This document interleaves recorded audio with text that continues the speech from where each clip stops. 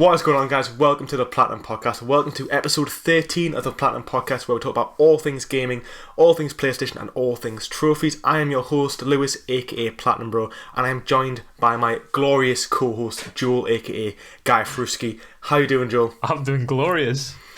Glorious! Brilliant.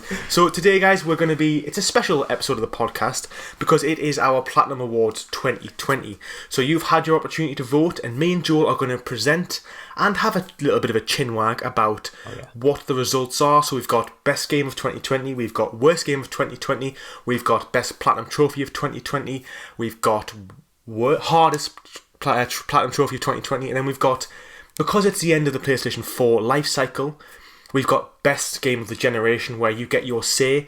Me and Joel have already had our say. We did it with PlatChubs, we did it with Nathan and Dan, and we gave our Game of the Generation, and some people thought our picks were pretty good. Others disagreed because we missed out games like, I think God of War wasn't in our top 4 list. The obvious ones, I think.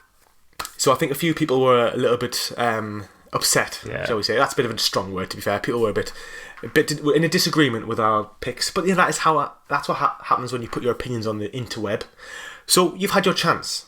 But before we dig into the real meat and bones of the episode, let's do what we always do, and we'll just talk about what games we've been playing.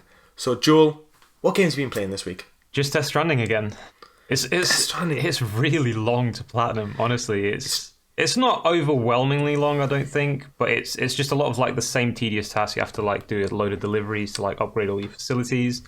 But it's not been a very exciting gameplay. It's just more of like a almost tedious, but not quite on the tedious section yet. I'm almost done, I think, with like all the facilities and stuff. So once I do that specific trophy, I think I'm probably okay for like the rest of the miscellaneous ones. It's just it's very time consuming, that's all. So you finished the main campaign, though? You're just like sort of doing the cleanup at this point? Yeah. The infamous cleanup. Every stage that sometimes a trophy hunter doesn't like, where you finish the main game, you've got to stick around. To stick around the carcass of the game to try and clean up and just get every little trophy that you can. That's right. Every little collectible. Is there collectibles in Death Stranding? There's one type of collectible, but it's... Is it difficult or... Sorry? Is it difficult or is it... No, it's kind of just things you pick up on the ground. It can sometimes be a bit difficult to find them because they don't appear on your map. But there's loads of guys online. You got like literally somebody's made like a whole spread of the whole map, and then it gives you like the numbers of the collectibles. I think there's only like 55 or something. And it's basically it's just like little data chips, but it's I don't know. It's just This is why I like doing miscellaneous trophies before I finish the game, because I get that out of the way first, and then I can enjoy the game. And then once I finish the game, that's it. Like everything's done. So it really frustrates me when I have to do like things after I finish the game. So I'm like, well, I've already experienced the story, which is 9 times out of 10 the best part of the actual game. And now I've got to like do all this cleanup. I agree. You feel like once you finish the story, if you've done it all the miscellaneous, you're like, it's all complete, it's all come full circle. Exactly. Whereas sometimes, I find that if I'm playing a game with a lot of collectibles, like you finish the story and you might have thought, okay, this game was an 8 out of 10. I really enjoyed it. Then by the time you spent 15 hours doing collectibles, you're sort of like, well, my opinion of the game's dropped a little bit now. I've been doing the mundane part, which I think it's one of the vices of being a trophy hunter sometimes, where you do... Because not all games are made to have their lifespans expanded to such an extent to get the platinum trophy. Yeah. So some games, it does grind on you a bit. I'm trying to think of any that could really come to mind. Oh, like Kingdom Hearts is probably the one that comes to mind the most. Dark Souls for sure. Dark Souls, you have to do not grinding as like getting things, but grinding.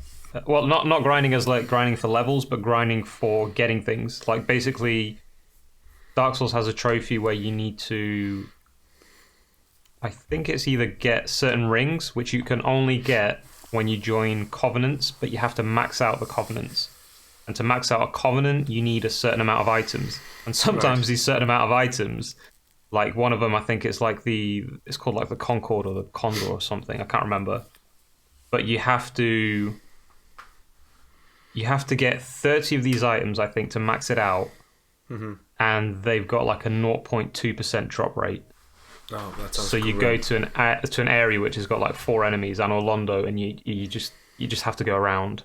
And you kill everyone. If it doesn't drop, go back to the bonfire, reset everything again. I think that That took me a good 10 hours just to get those items. I feel like a great example of a trophy list, which I think is really good, is Uncharted Lost Legacy. Yes. So you have to play the game on. I think you have to play through it twice on crushing and normal. You can play through it once if you want. Yeah. But it's only a 10-hour game. But then all the miscellaneous trophies are all just there's collectibles, yes, but all the miscellaneous, so they're just tied into the story, which a lot of them you do anyway. Yeah. So it's all in all, it's a 25-hour platinum, which you don't really get sick of. Whereas some games I'm trying to think Days Gone and stuff, they were just quite big, tedious, and it was open world, tedious.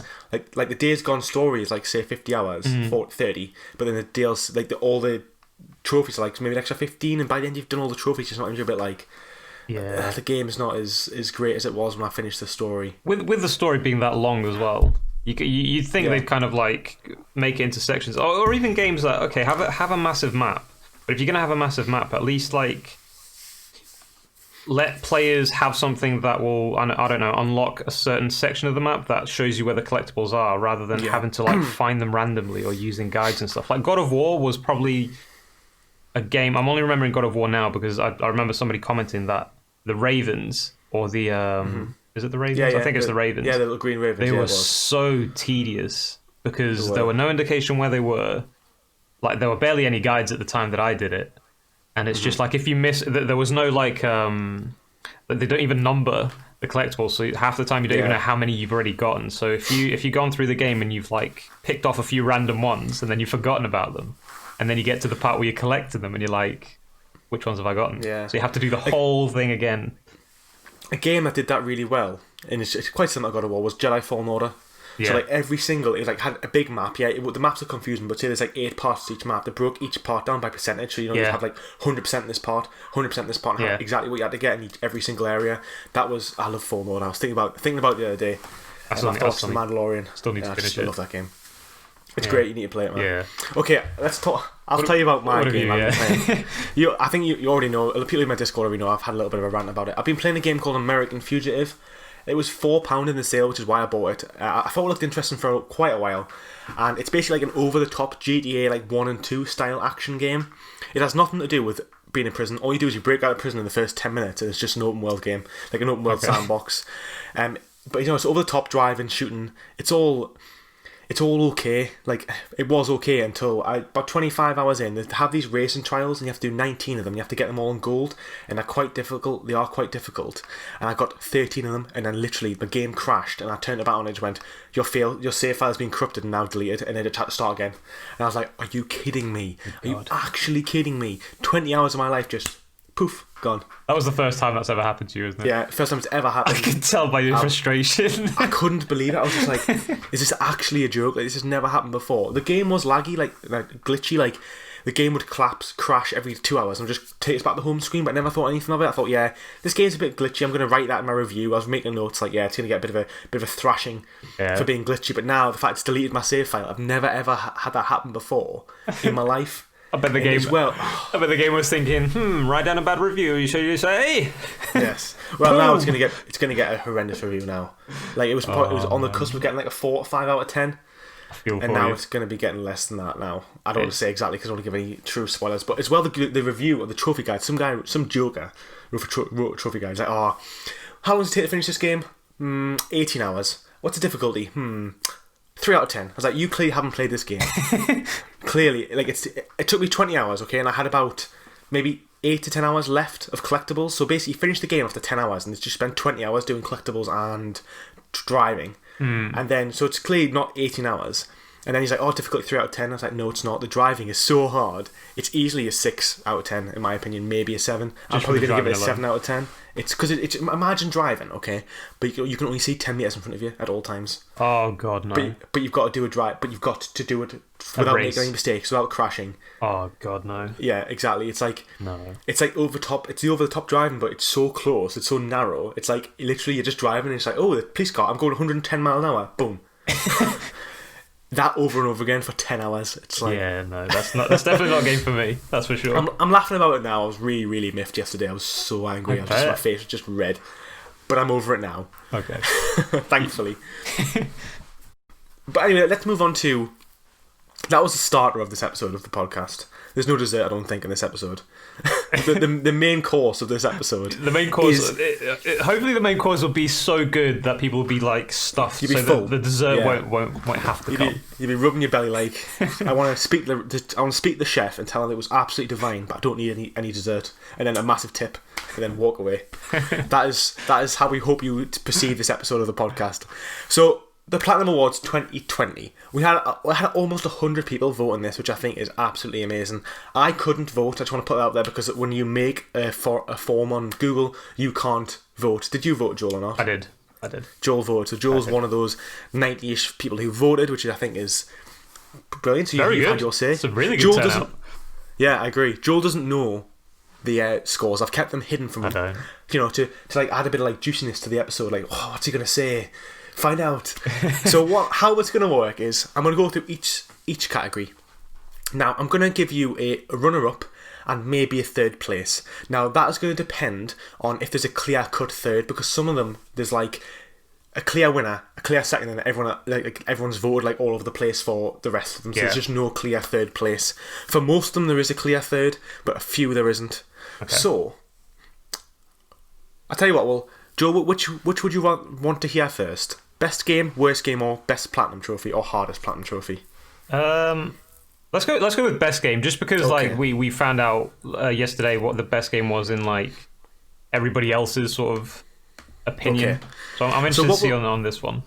What I'll say is I picked about 8 choices, and then I left an other column at the end because I forgot to put Final Fantasy 7 in, and a lot of people voted Final Fantasy 7. Yeah, not I can loads, imagine. no spoilers, but it should have been included. So I'll tell you all of the contenders. This is the ones I've submitted and the ones other people have voted for. So we've got Final Fantasy 7, Among Us, Yakuza Like a Dragon. One sec.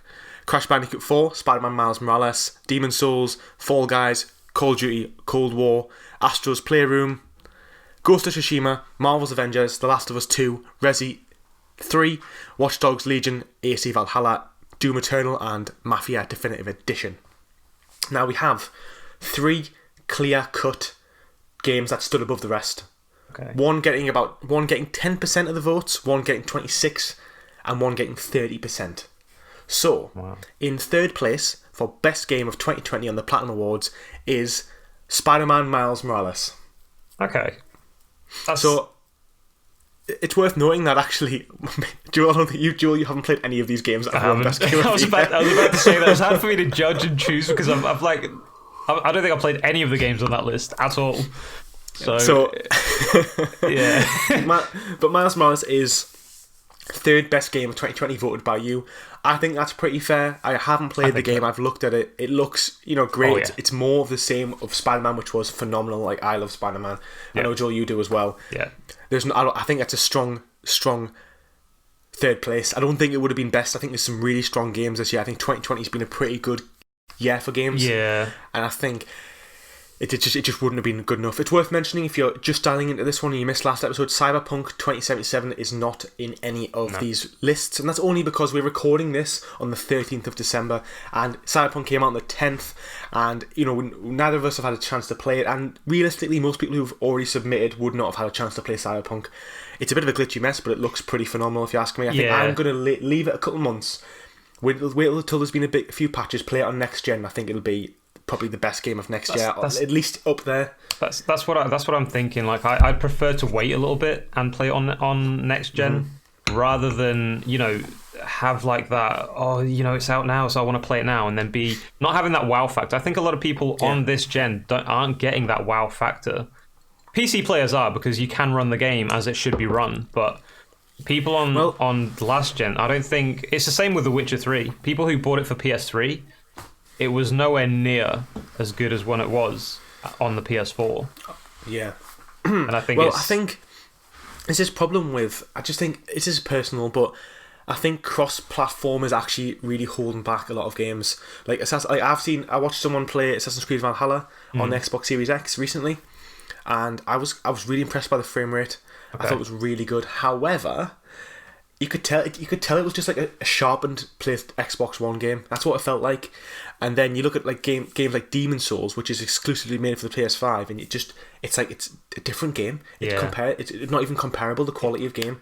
So hopefully in the next year or so they'll just start doing PS5 only games, and we'll just sort of make the most of what that console has to offer. Because I think Cyberpunk is an example of something that probably wasn't built to run on PS4. Even the PS4 Pros, like, they're not that powerful. They're still like honestly like 5 years old, 4 years old. Yeah, they're still not that strong of pieces of console, because we know that, because we look at PCs. Every year they're getting upgraded. Every year there's a piece of an amazing kit that comes out. It just shows the capacity of how gaming can be. Yeah.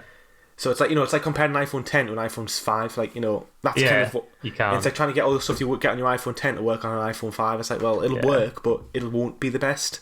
Yeah, I think it's always worth the wait. And it's funny that you mention Valhalla, because when it went from transitioning from PS3 to PS4, Black Flag was exactly that game. Yeah, it was. That it came out on the PS3 and then they made it for the PS4. Yes, it looked better and it played better, but it was kind of just like they put a filter of like a HDR on it, and that's right. It. Let's put this filter on there.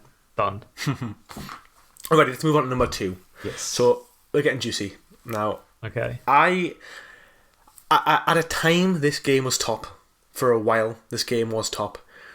So it got 25.6% of all votes, which is quite a significant amount. And that is, drumroll, The Last of Us Part 2. So Last of Us Part 2 is our second best game of 2020. I kind of thought at one point was going to be the best game of the 2020. Now, I don't think it's the best game of 2020, personally. How about you, Joel?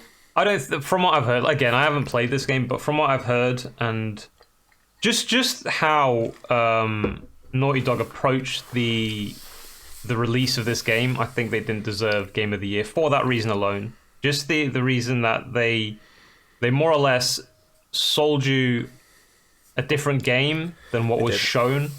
I think that was kind of it was sneaky. It was very sneaky. It was a sneaky game launch. I mean, I think it's worth some rewards. Like, I don't want to devalue it at all. I think it deserves definitely best acting. Probably best. Some of the best. It probably is the best looking game. Yeah, I can agree with that. On PlayStation 4, I just don't think it's the best complete game. It's still a good game. I mean, I give it a 7 out of 10, which I think is pretty good, because I think like the gameplay and stuff, it's good, but it's just refined of The Last of Us Part 1, which is a 7-year-old game. It's actually a 7-year-old game now. So let's not be too negative. 25% of people said it's their best game of 2020. So a lot of people do enjoy it. It's been it's pretty much beaten Final Fantasy, Valhalla, Watch Dogs, Mafia. It's beaten Spider-Man Miles Morales. However, not that many people probably played Spider-Man Miles Morales, but it's one game of the year, second in our game of the year. So well done, The Last of Us Part 2. Now, do you have any guesses? Do you want to guess what you think the number 1 is, or should we just go for it? I don't. From all those games, and because you kind of said like it's beaten all these games now, I think Ghost of Tsushima is probably going to be the top, which is what I was hoping for. If it is, our number 1 with 30.2% of all votes, so only beating it by about 5 votes, is Ghost of Tsushima. So Ghost of Tsushima has won best game of 2020. I personally think it's well deserved. I think it looks like it's in my opinion, of what I've seen of it, it's pretty much like the most refined AAA formula game out there, because it follows very similar to like the Ubisoft sort of formula, but it just refines it and makes it so much better that it's like it's the pinnacle of the best you're going to get a AAA game of that style to be, which is it's worth its recognition. Great story. I think it did what Shadow of Mordor did, which a lot of people enjoyed, and I think Ubisoft actually like opened up a case because they were like, oh, it's too similar. Your traversal is too similar to ours. And it's just because they've made it better. Like the traversal in Shadow of Mordor is incredible. Like especially the first time you play it, because you're so used to like an Assassin's Creed game, and then you get that. It's just better. It feels better. It feels more natural. Assassin's Creed sometimes feels very clunky when you're traversing. And Shadow of Mordor just made it look so flawless. No, I agree. Shadow of Mordor was a great game. And it took like the Batman combat, the Assassin's Creed movement, and just made like it just took the best of a few games and made like this realistically almost a masterpiece. Yeah. And I think that's what Ghost of Tsushima have done as well. They've taken core principles. Yeah. And the thing is, though, all AAA games now, they all follow a similar process. They all follow, they've got similar criteria. And they just went hell to leather for all of it and just made, we're going to make a AAA game. It's going to follow the same formula, but it's going to be the best of everything. I think it's like with a lot of things. Like, you see it with games, you see it with films, you even see it with YouTube. There's a very, very hard... it's very, very hard now to just come up with like an original idea that nobody's ever done before, because there's so many medias out there's so many YouTubers, there's so many games, there's so many films, that no matter what you do, you're going to pick up something from someone. And what you do is, I think, there's nothing wrong with it, is you pick up an idea and you try and make it better. You try and make it a little bit different and you try and make it better. And I agree. And that's how it should be now, because there's, you can't make a completely new game with like your own mechanics, your own like traversal, your own. It's just impossible. It's advanced too much for that to happen, I think. So no matter what games come out now, it's going to have like a little fraction of this or a little fraction of that. It's going to remind you of this or remind you of that. And that's okay. You've forgotten a bit about Death Stranding, though. Hideo Kojima can do what he wants. Apart from Hideo Kojima, who can create his own gameplay. Literally, like, he's on a different world. Like, he just like... He must be talking to aliens or something. That's how he gets his ideas. He just stuff everything into like one game. Like at one point, you think you're playing like just a walking simulator, and then out of nowhere, you're like, oh, this is a third-person shooter. And then you're back to like a walking simulator again. And then it's a movie, because you got so many cutscenes. It's just... Kojima's just on a different like platform of everyone else. I think his brain is just it's just gone. It's just so creative. Yeah. No, I agree with that, though. To be honest, I think it's really hard to make a new idea, and I think what Sucker Punch have done is, they've taken core ideas that have been done before, but they've done their own setting. Yeah, they've set it through quite a. Do you know what, the Battle of Tsushima wasn't actually that big of an event? So like when I actually looked at it, like it actually. The invasion of Japan was more of a historical fact and more of a big deal in history, which was for like a couple of weeks after the fall of Tsushima. Okay. So like the actual Battle of Tsushima, it wasn't a big deal. It was. I don't want to disrespect anybody, but it was a small like sort of like battle amongst the big scale war of Japan against the Mongols. I'd never heard of it. So what they've done is they've taken this semi well known battle and they've made this whole universe around it, and I think. It's really brave, and they've taken the core models and they've just applied it to a really good world, and they've put their own spin on it. And I think that's kind of what you've got to do with these days. Like it's hard. It's there's a reason why people like Assassin's Creed. And there's a reason why people play Call of Duty, like because the majority of people like them. So if you branch away too much, you just isolate the core fans, and that's kind of what they didn't want to do, and they haven't. And if anything, they've just they've made a target mainstream. Yeah. In reality, there's people who don't buy that many games who are buying Ghost of Tsushima. There's people who maybe only bought Assassin's Creed and Call of Duty and Last of Us this year, who then went and bought Ghost of Tsushima as well, because of how hyped it was and how good it was. So, well done. And branching away as well, like, now that you're on that, that's probably what was the downfall of Death Stranding. That's probably why it wasn't as well received as what it hoped, because when it was announced and you knew it was Kojima that was going to make it, everybody was like on super hype, and then when the game came out, I think that hype kind of just it just went downhill, because they kept showing gameplay, didn't they? And you kept watching thinking, what is going on? Yeah, like every time you saw trailers you thought, I just don't know what game I'm buying. Yeah, it was such a gamble. And I think you're right, it sort of, he made it for like a niche. It was like a niche for sure audience. I mean, that's not like say it didn't sell well. It sold decently. It did, yeah. But it did, like for example, Last of Us sold like 6 million copies in its first week. I don't think Death did that well. But then imagine a game like Death Stranding, but without Kojima, without Kojima's name. You know what I mean? I think sort of fell by the wayside, wouldn't it? Yeah, I think what sold it was Kojima. Everybody knew how much of a genius this guy is. Metal Gear Solid.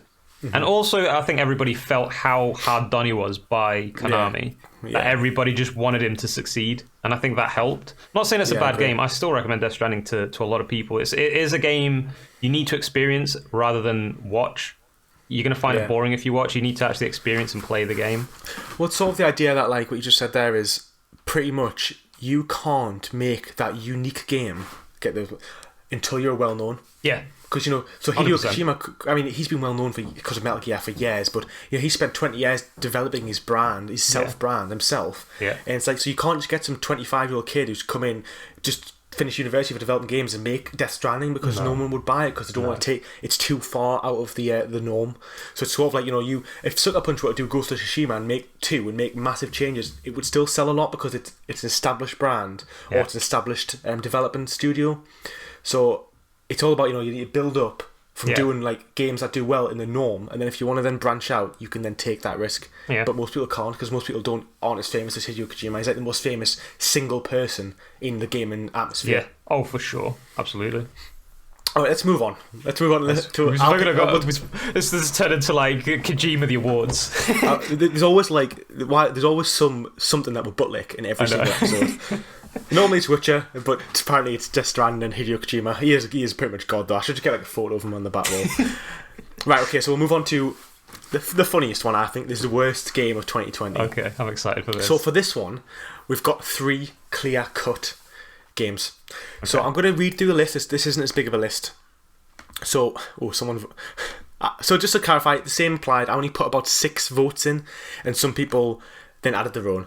So the ones I added were Marvel's Avengers, Watch Dogs Legion, AC Valhalla, Godfall, The Last of Us 2. I didn't add The Last of Us 2. That's on there though. The Last of Us 2 is on there. FIFA 21, COD Cold War, Fast and Furious Crossroads, Road Bustle, and then Snakeboat or Road Bustle's been added again. And that's it. Okay? So basically, because you could add your own, some of them pop up more than once, but they've still been accounted for. Someone just put out a declined answer, which is fair play. And okay, so in third place, actually third and second are very close, but in third place, with 22.1% of all votes, is FIFA 21. Okay. People are seeing through the veil of EA and their FIFA games, I think.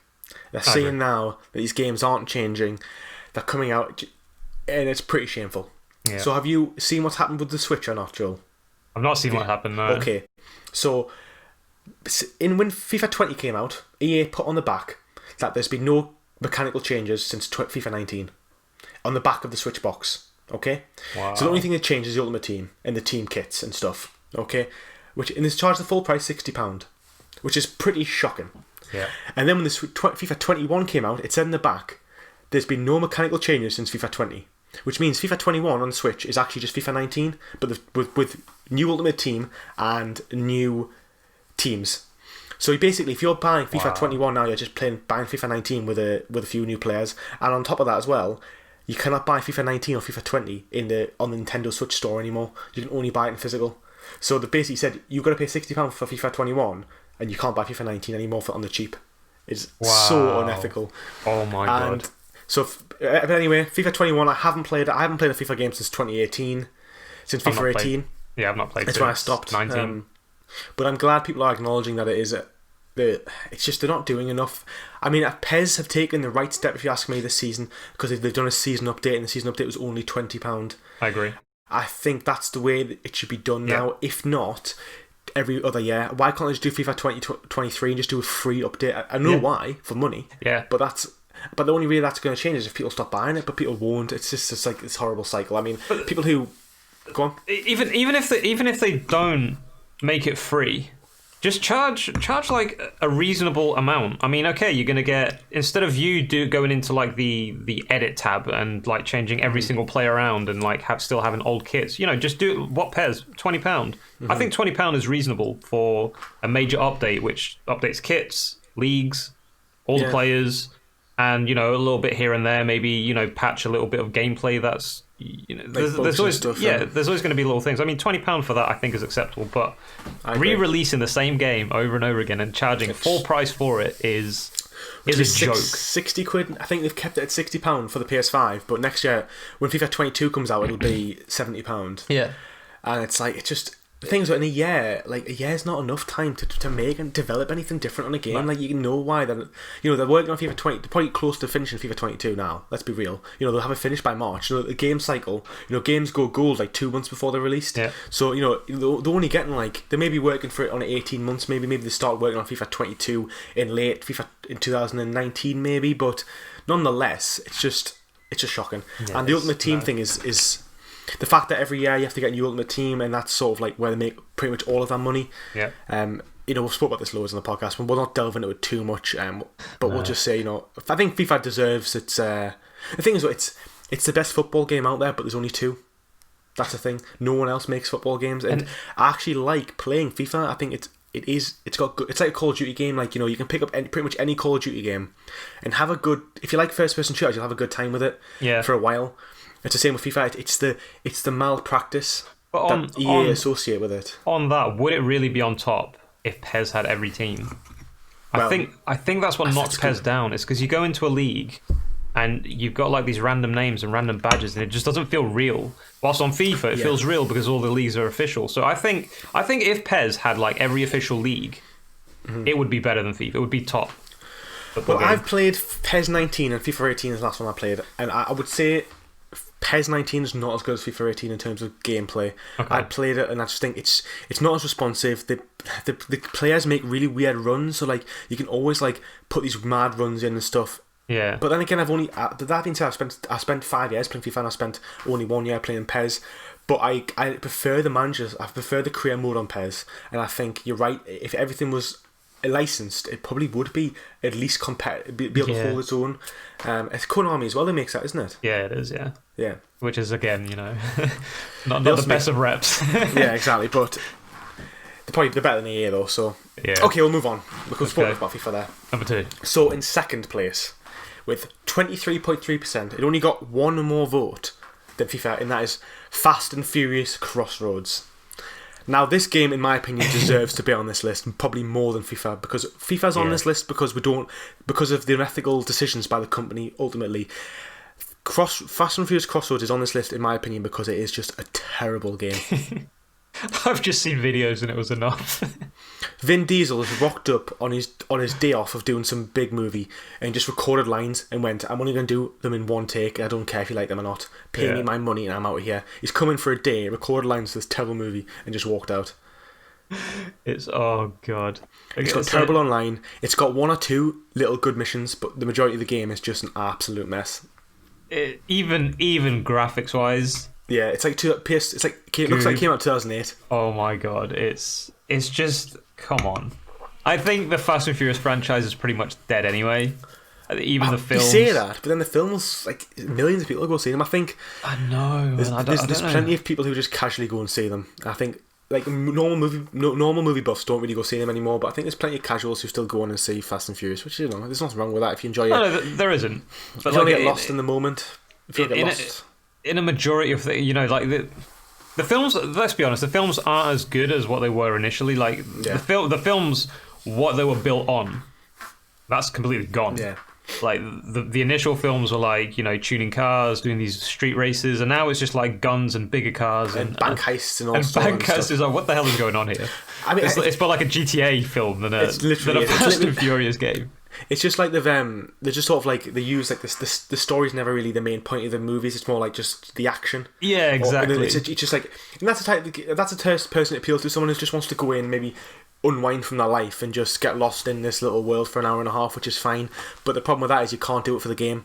No, because the game sucks. Not. The game is not fun. It sucks. And it was like £30. Just so justifying. The voice acting, not just Vin Diesel's though, but I saw I think it was like one of the reviews, I think at IGN maybe, and it was just it was a woman talking, and she was like on a race, and like the car hit something, and this was literally how it went.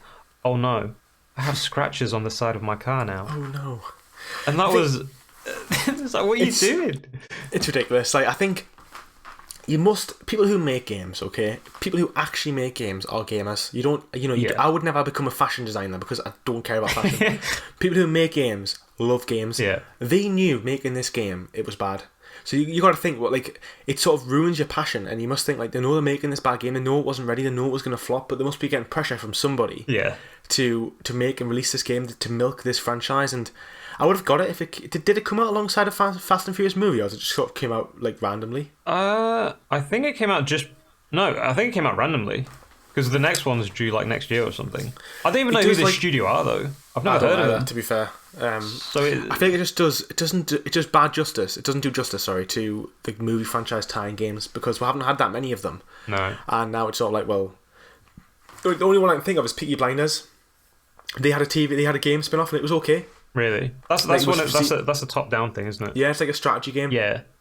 It was received okay. That was received quite well.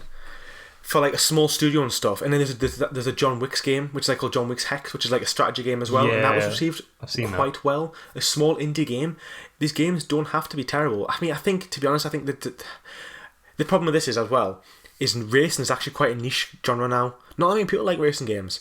And I think that not only is this a racing game, which is a niche, it's a really, really bad game. So the niche players who play it, who are playing Formula 1 and Need for Speed, they aren't going to touch this game because it's terrible, it's a disgrace. But then other gamers who don't really like racing, that would like include me, I can look at it and go, not only is this a racing game which I'm not a fan of, it's a really bad racing game. It's an awful game. It's just an awful game in general. It's just some of the like there was a scene I saw, I think it was probably Vin Diesel on the back of a car and he's got this massive like Gatling gun on the back of the car and this car's like bouncing around and this character's just there, not phased by any of the like turbulence or anything. He's just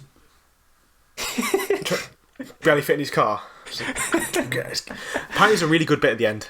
Oh, okay. But like an action scene, but other than that, if you can make it to the end, this game belongs in a toilet. Yes. Let's be real. I actually thought this was going to be number one, so I'm really intrigued now. What's number one? I think and this applies to everybody listening. If you listen, firstly, thank you.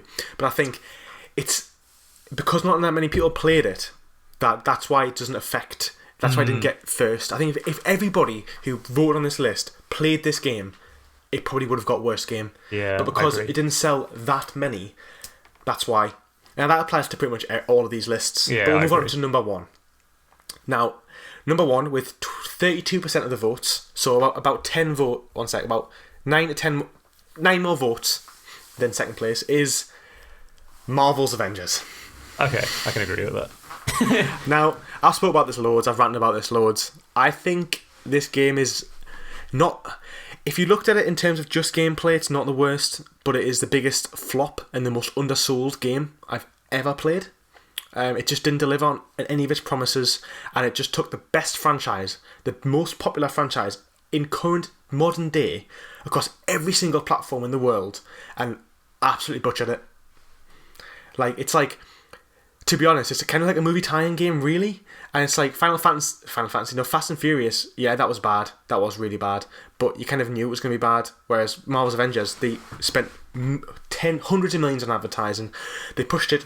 They had the biggest actors in the video games on it, and they still it was like they were all just trying to, every single advert, every single time they hired a new voice actor who was really famous, it was just polishing the turd that it was, that is this game. They're adding sprinkles onto it by getting Nolan North in it. They're adding a little hat on it by getting Troy Baker on it. They're spending millions of pounds to get advertised on television, just getting that like shiny polish on it. But it's a turd. It is a turd in the wind. And it deserves worst game, in my opinion. For sure. Absolutely. How can you butcher such a well-established franchise? You don't even have to do much. You could just put the most basic of gameplays, and it would have been good. Like a slight combat system, maybe like I'm gonna say like Spider-Man, but a lot of games. But even if it is just like Spider-Man, like a combat system similar to that. Well, I'm going to defend it, and I'm going to say that the combat is actually the core principles. Every character plays well. You have 6 players, and each of them play their own way, and it works well. That is the only good thing about the game. What makes the game so bad is the fact that the enemy design is appalling. So you have all these combos and stuff, and you have all these like ways to fight certain enemies. And you play as Thor the Hulk, and you're fighting some little guy with a gun, and he'll just break your combos, breaking your combos all the time. And they do certain attacks on purpose, so you can't avoid them, so you have to take damage. The enemy design is absolutely appalling, and it makes the gameplay not fun. So if you were just standing around just doing the combos, you'd be like, this game's really fun. As soon as you apply it to actual combat, it isn't fun. And because they've made it a looter shooter, it takes like 12 rocket bullets from Iron Man, these rocket bullets that would probably blow up vehicles, to kill a level 25 guy with a handgun. It's like it just so takes you out of the game. The loot system is completely broken. It's irrelevant because, guys, it's like bear in mind as well that you have to pay for cosmetics. So the gear you find, all it does is increase your power level. But as you increase your power level, the game becomes harder. So it's like if you never upgrade your power level, you'd be 1 and you finish the game on level 1, and everyone else will be level 1. If you're level 10, everyone's level 10. So it just is completely pointless. And then other than getting upgrades, which the upgrades are fun, don't get me wrong. The combat, again, like I say, like combat, it has potential. It's just the level design isn't fun. The enemy design is just abysmal, and then the story's non-existent. The game's glitchy. You do the same 4 levels over and over again, the same 2 maps. You know, like it deserves to be at least on this list, if not the worst. I think I keep saying Final Fantasy. I think Fast and Furious is probably the worst game on the list.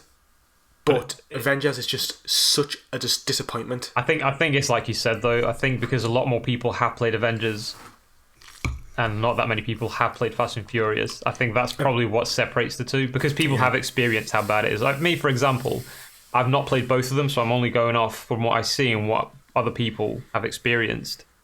And I think that's probably a lot to do with why Marvel's Avengers is on top. Mm-hmm. And yeah, because it is a disappointment. I mean, I think they shouldn't have approached this game the way they did, like the looter shooter thing. They shouldn't have made a superhero game a looter shooter, because it doesn't give the characters justice. Like you said, 20 rockets to kill 1 minion is a joke. It doesn't make it breaks the immersion completely. Because you know for a fact Iron Man would destroy a group.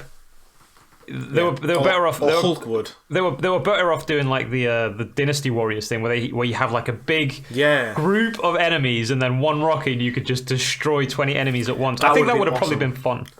Do you know when you first played Force Unleashed? This is a good example. Yeah. When you first played Force Unleashed and you were like walking around, picking up Stormtroopers, just throwing them around. Yes. Like, this game is awesome. I feel like a Sith Lord. I feel like a Jedi. Yeah. It's just like phenomenal.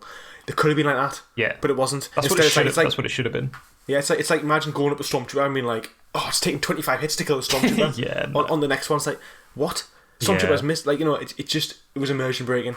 Yeah. And I think they chose, like, for example, I just think the game was empty. Like, there was barely any villains. The only villains in the game were Taskmaster, Abomination, and MODOK.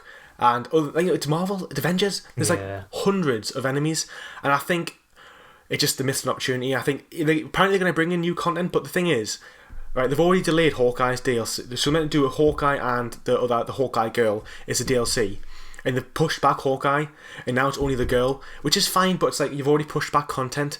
It's like you're going to keep pushing it back. Is Spider-Man even going to come out in May or not? That's the thing. Like, because if nobody's playing it, why would they spend, I don't know, £1 million on developing another character? I generally can't see Spider-Man coming to the console, because if he does, I will play it. But and May as well. Like that's 5 months away, and for a game that's pretty much already dead. They've lost on PC 95% of their players. I think at the highest point now, you have 200 people on PC playing this game at any one time. Call of Duty has about 5,000. So it's like, there'd be more people. There's more people playing Destiny 2, and probably more people playing Destiny 1. I don't know if Destiny 1's still online, but there's more people playing Division 2 than there is playing. That's like, crazy. Avengers. So, that's anyways, insane. Let's move on to the second cheery topic. So we'll have like sort of 2 like gloomy ones, 2 really positive ones, and then the game of the generation. So we've got next, which is Best Platinum Trophy of 2020. So you had a vote. In fact, there's actually 4 clear cut on this one. So the ones that were for contention, you could always, in every single category, you could submit your own. So we've got Persona 5, Ghost of Tsushima, Crash Bandicoot 4, Spider-Man Miles Morales, Demon's Souls, Mortal Shell, Final Fantasy VII Remake, Astro's Playroom, Shadow Legend VR, The Last of Us 2, Resident Evil 3. Okay. So, in 4th place, now pretty much there's a lot of 1% votes, so some people have added their own and no one's voted for them. So in 4th place, it only got 7% of the votes is Persona 5 Royale. Okay. So a big trophy list. Best Platinum, probably because it's an impressive Platinum to have and it's a great game.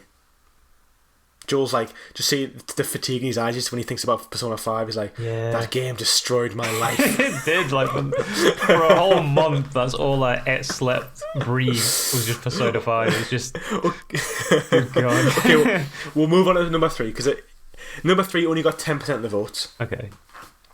Number 3 is Demon's Souls. Okay. So Best Platinum isn't. I think it's the game. It's the game you've enjoyed the most. It's not necessarily the best trophy list. It is the game that you've enjoyed. Persona 5 and Demon's Souls are both Platinum trophies to be incredibly proud of. Yeah.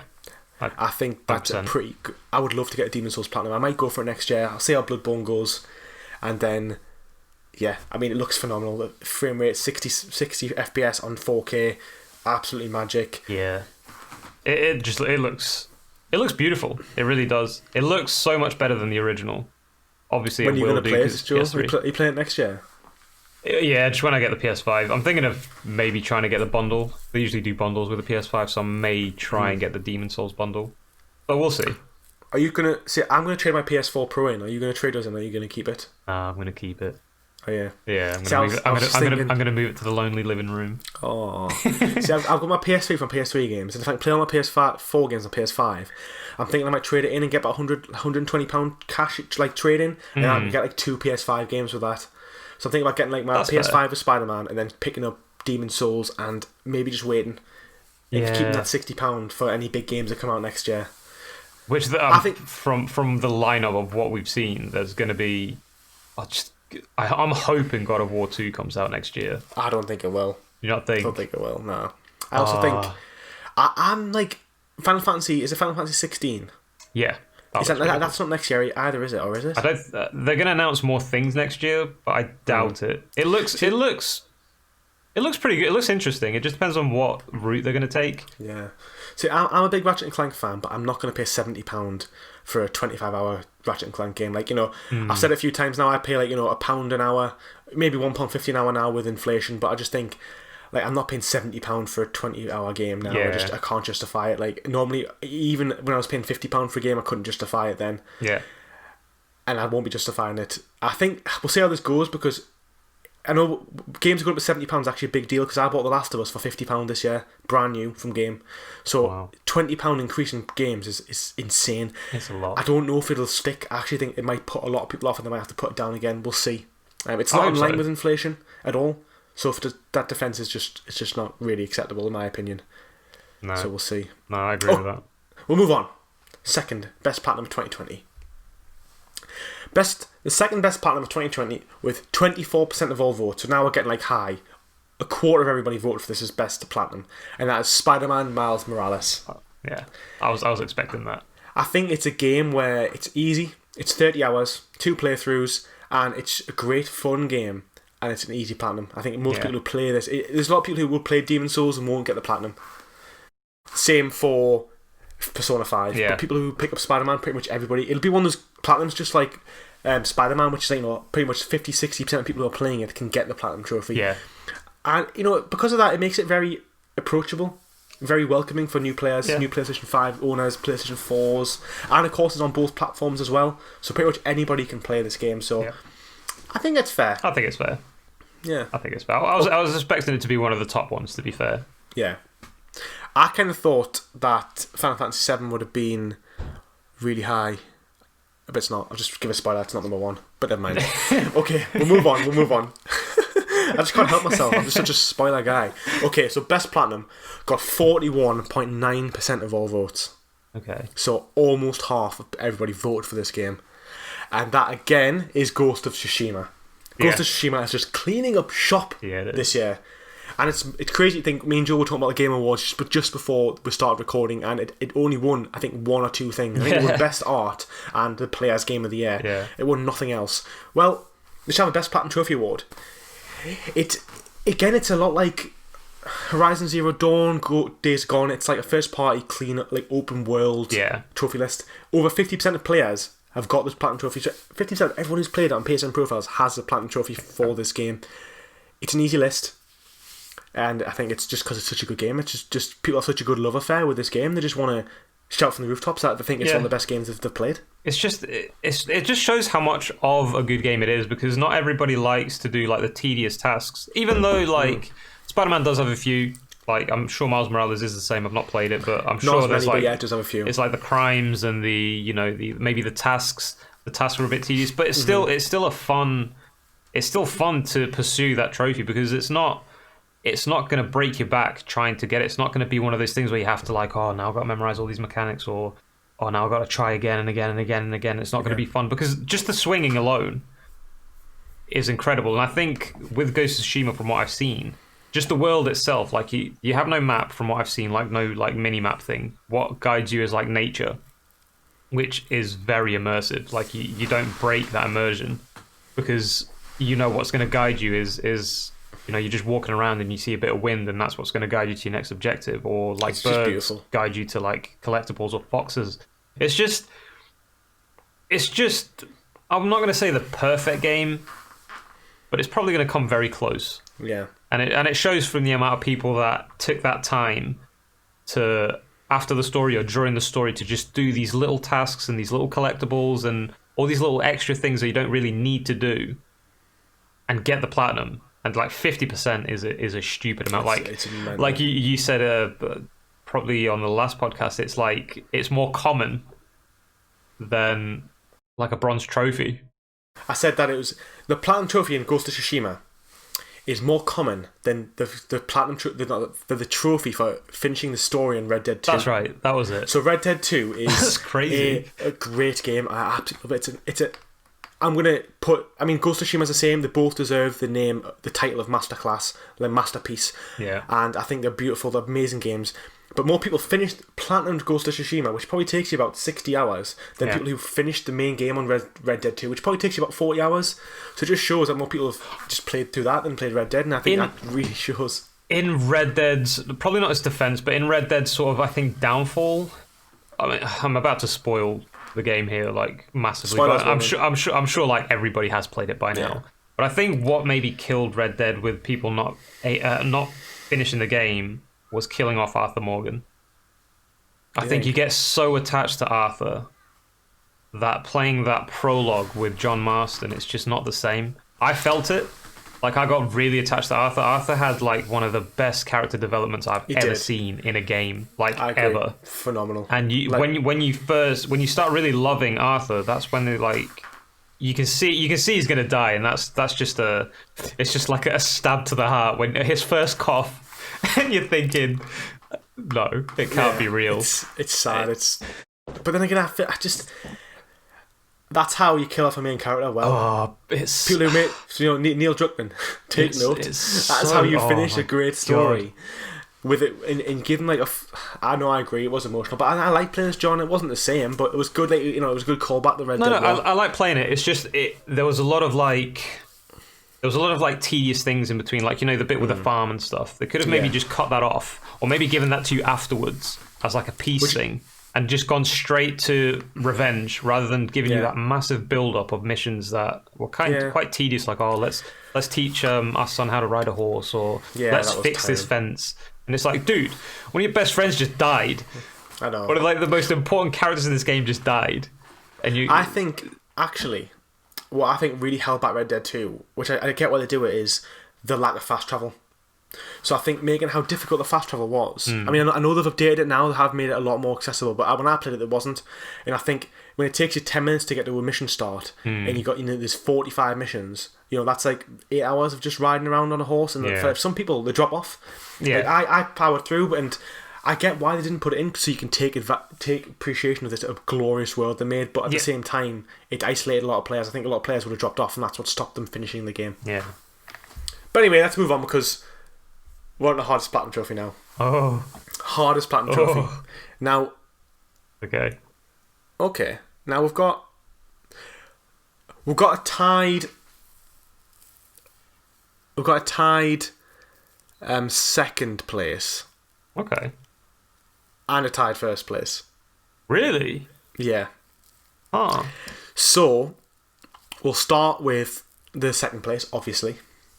Now, I'll tell you what the contenders were. We had Crash Bandicoot 4, Demon's Souls, Ghost Runner, Marvel's Avengers, Persona 5 Royal, Skater XL, Fall Guys, Mortal Shell, Star Wars Squadron, Call of Duty Cold War, Tony Hawk Pro Skater 1 and 2, and Devil May Cry 5.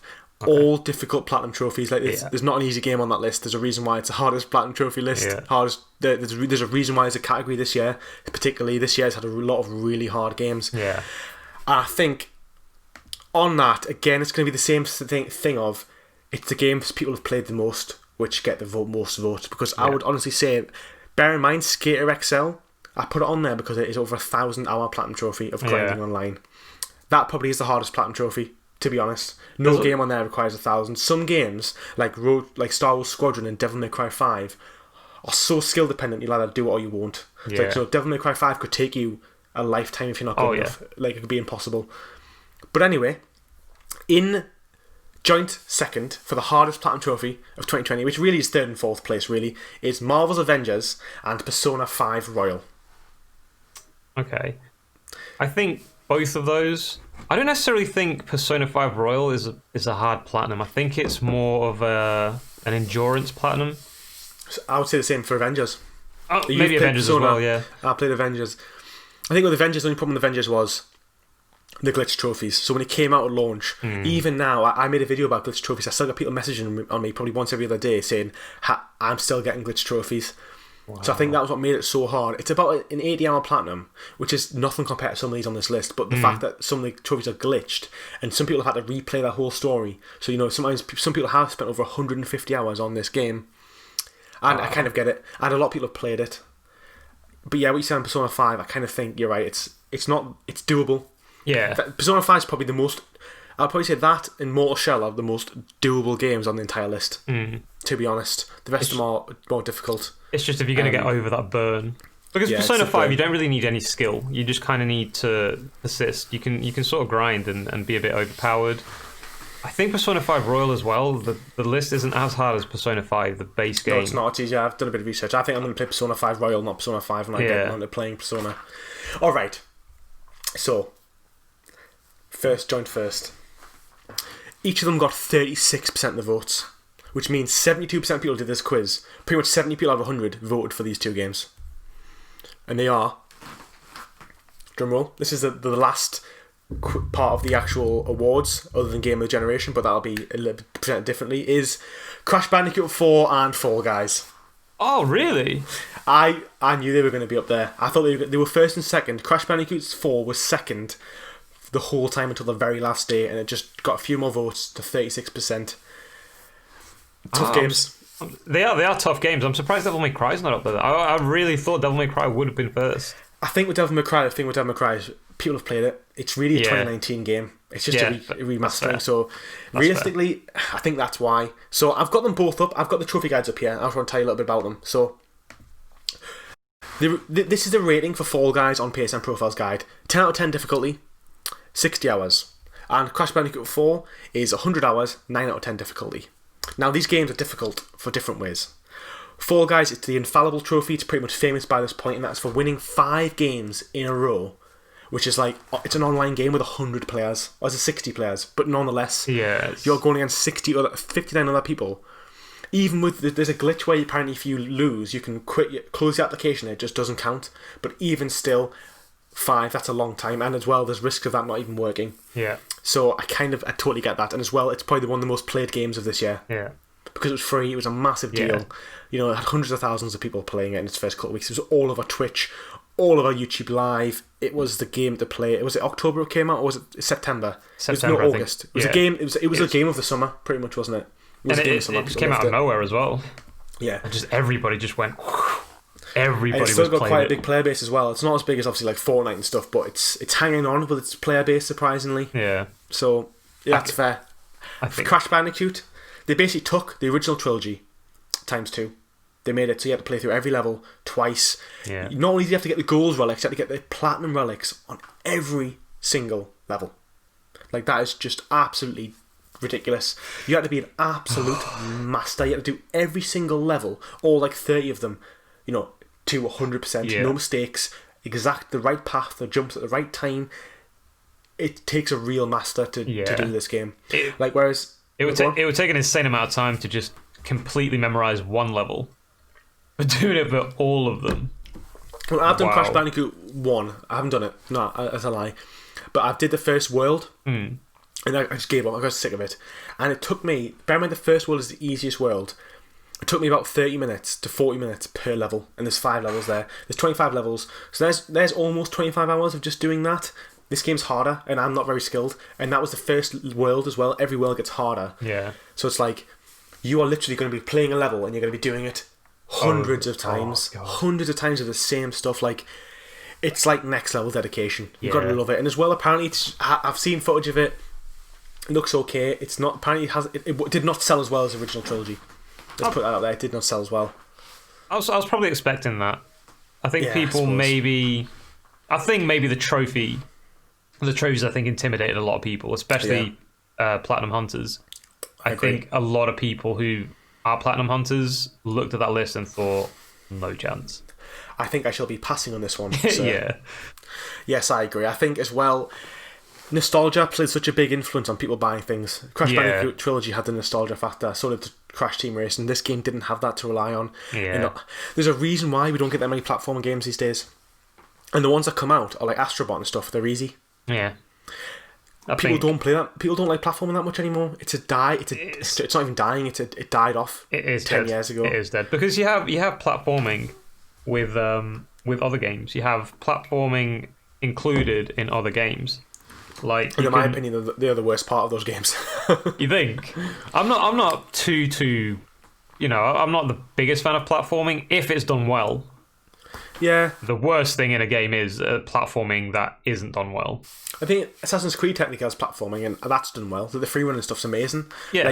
Like Assassin's Creed was made on its free running, and the free running is really good, especially like Unity and Assassin's Creed Syndicate and stuff. They're really good. I mean, I think like, you know, now it's barely free running. Now it's just climbing like churches and stuff. It is. But that platform was good. For me, I'm not a platforming fan. I say it all the time, but. See, could you really class that as platforming though? Like, no, really, the Assassin's Creed? Because all you have to do is just press a button. Yeah, and the player kind of does. Yeah, that's probably why I like it, to be fair. Well, when I played Jedi Outcast recently, that was a really frustrating platforming game. It was like so finicky, controls were all over the place. I've seen a review. But yeah, it was. But Assassin's Creed, Crash Bandicoot 4. People who loved Crash Bandicoot probably did like this game. Yeah. People who just bought it on a whim because it was like the most difficult platinum trophy to have. It's worth mentioning, Fall Guys has a rarity of 1.6% platinum trophy rarity, and Crash Bandicoot is 3%. I feel like that does Crash Bandicoot 4, the platinum trophy, a disservice. I think it's harder than a 3% rarity. There's some trophies that are harder to get than that, are rarer than that, but they're not as hard. Like, I've got the PlayStation VR World's platinum trophy, and it's like 0.6% rarity. Yeah, that's so much easier in this game. It's probably like 3 or 4 times easier than this game. So it doesn't always show, but nonetheless. Alright guys, we'll move on. Those were the official Platinum Awards of 2020. I agree with most of them. I do too. I think, well, we'll see. This is the first one, so, you know, who knows what 2021 will hold. We don't know, do we? Hopefully some amazing games. Cyberpunk will be on next year's list as it came out so close to the end. Yeah. Now, the bonus award, which is for Game of the Generation. So, as I've already said, PS5's coming out, is out now. This was your chance to submit your Game of the Generation. Only 76 people submitted this. It wasn't a mandatory field. It wasn't a mandatory submission. If you didn't want to submit, you didn't have to. So what I've done is, I've picked, just bear with me 1 second. I've already numbered them to the top 5. Okay? I'm not going to mention any of the games that only got 1 vote, because, you know, that's just one person's vote. Yeah. What we'll do before we start is I will go through honourable mentions. So these games didn't make it in the top 5, but still got more than 1 vote. So we had The Last of Us 1 and 2. Okay. They both got a couple of votes each. Nothing. You know, out of 75 people, they only got a couple of votes. So that's not nothing. Persona 5 only got a couple of votes as well, and Bloodborne only got a couple of votes as well. Oh, days. I know. So Bloodborne that was Dan's game of the year, wasn't it? When we did our game of the year, but it would have been yours if you chose Sekiro. Nobody voted Sekiro, Joel. You'd be sad, no. Okay. So we have 5 games that they're all great games. Well, I think 4 of them are really great games.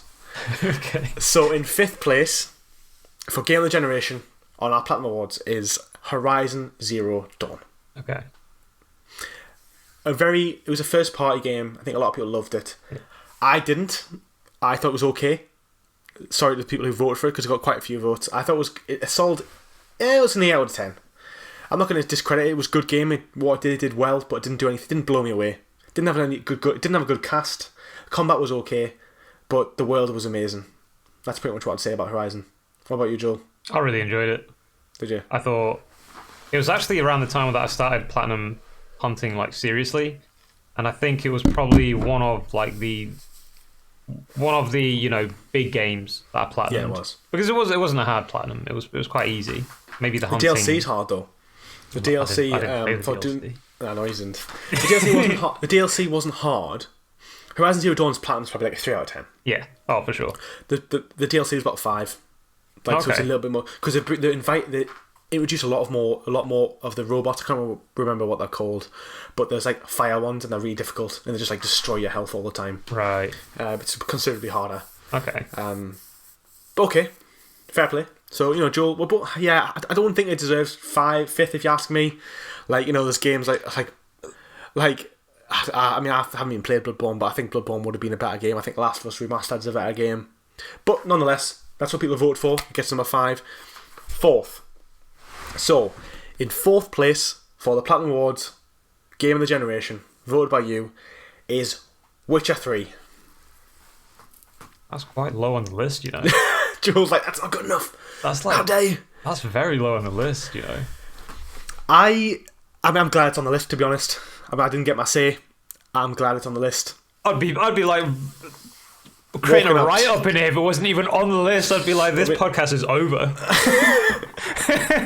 I mean, let's just credit CD Projekt Red made one of the best games ever made, in my opinion. Yeah. In the form of Witcher 3. It is a phenomenal game, great story, great cast, great gameplay. It's in my opinion, it's the complete package. It's the best RPG game. And the DLC, good God, it just makes it so much better. I'm not one to play DLCs, but see, I haven't played the DLC. That's my vice. I know. I've got the Game of the Year edition on there. The thing is, I might start next year, but I'm thinking, are they going to do a PS5 remaster or not? They have mentioned it. I think people who buy Cyberpunk, or people, it's connected to Cyberpunk in some way, but I think they are going to do a port for PS5. See, I mean, I could just wait. I don't know. If they do a remaster, I'll definitely buy it. But if it's just going to be like a cleanup, I might just stick on my PS4. I've already got it. It looks good enough to play through again. So yeah. Okay. I mean, guys, just to clarify, there's some great games on this list. Like, there is some great submissions here. So in 3rd place is another, in my opinion, phenomenal game, and that is Red Dead Redemption 2. Okay. I think that deserves 3rd, if I'm being honest. Like, that probably would have been my 3rd best game on the other generation. I probably would have swapped it with The Witcher, to be fair. I would have probably put Red Dead in 4th, The Witcher in 3rd, but either or. Witcher would be higher for me. Witcher probably would be my number 2. But yeah, I think Red Dead 2 is quality. We just said it. Great cast, great story arc, fun missions, great gameplay, so much variation. Yeah. Just an alive world. Yeah. Like the whole world itself had like an ecosystem. Like animals ate each other. It was just people had their own little paths and their own little lives, and it was very very immersive. Yeah, I think Rockstar just showed that they are one of the best.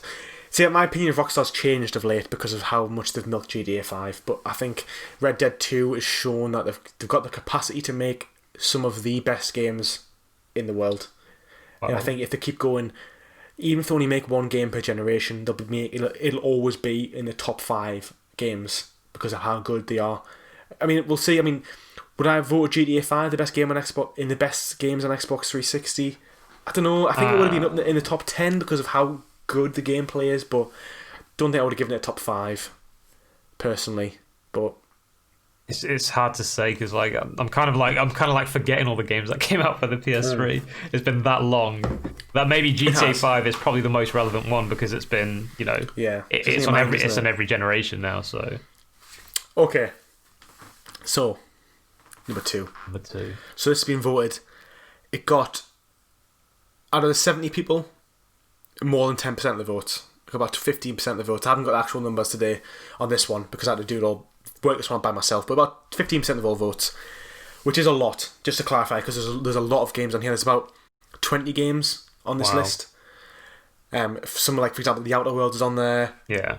For Final Fantasy VII, Death Stranding, Nier Automata, Days Gone, Devil May Cry 5. There's a lot of games on this list. And when you ask someone such an open question, you're not really going to get that specific of an answer. No, you're not. So to get 15% of the vote is quite a big deal. And that is, no shock, realistically, is God of War. Yeah, okay. Yeah. That game is phenomenal. It is. Again, I don't know if it's my number 2. It might be my number 2 or 4. It definitely would be in my top 5 of best games on PlayStation 4. It was just blowing everybody away, didn't it? It just blew you away with how good it was. Yeah. I think everybody was a bit nervous because they were changing it so much.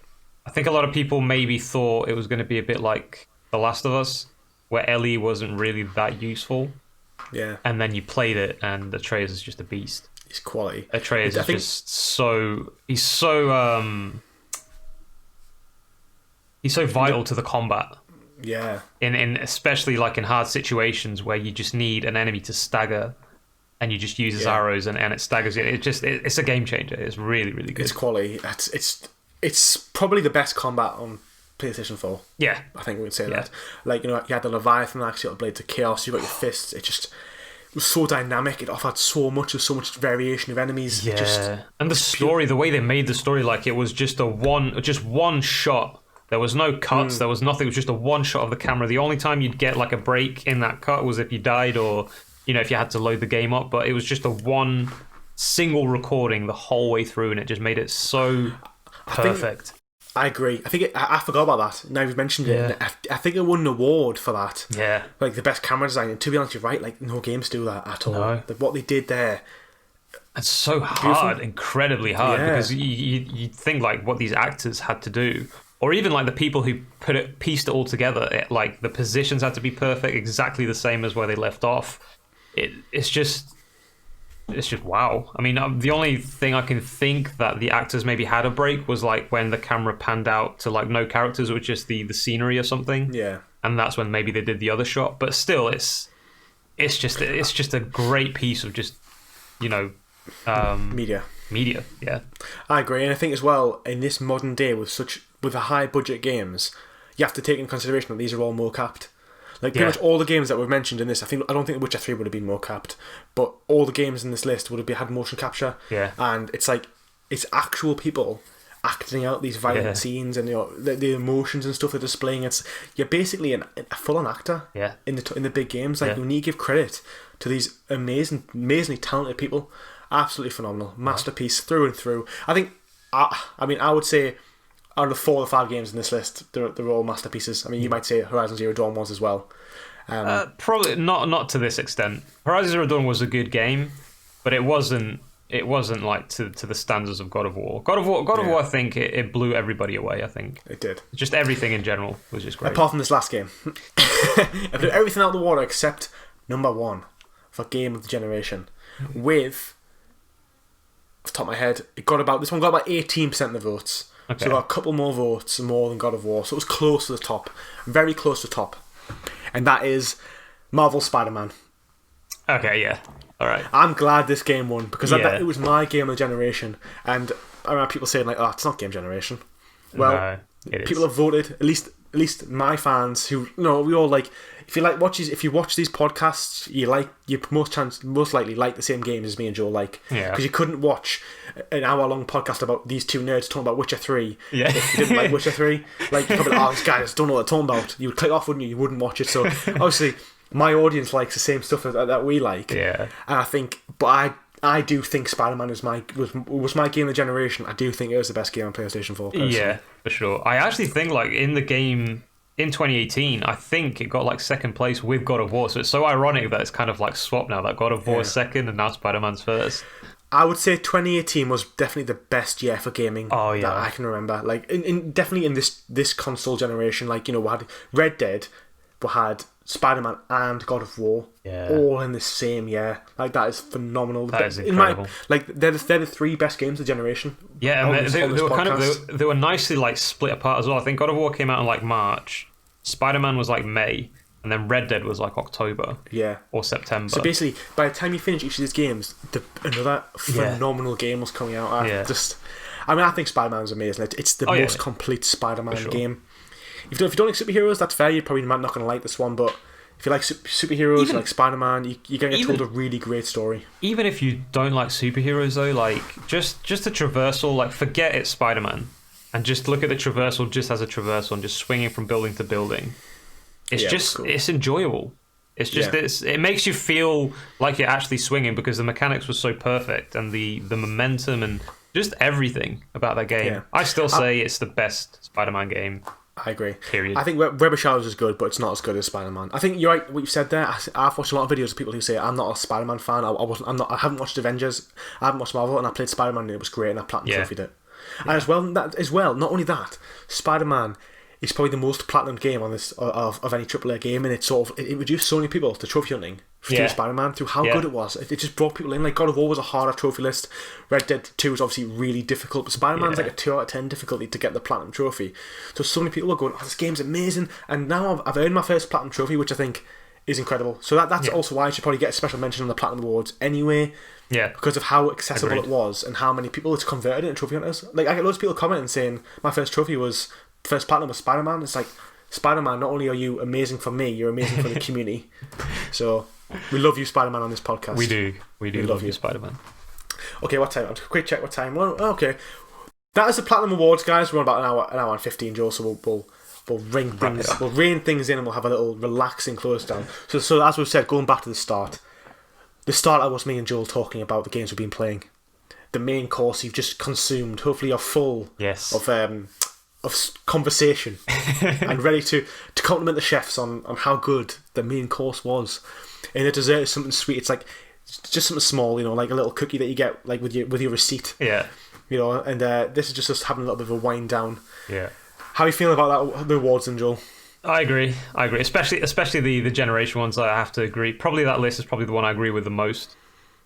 Like the overall votes. I think it just shows like how good these games actually are. That's a community votes mostly with the same sort of. They have the same opinions.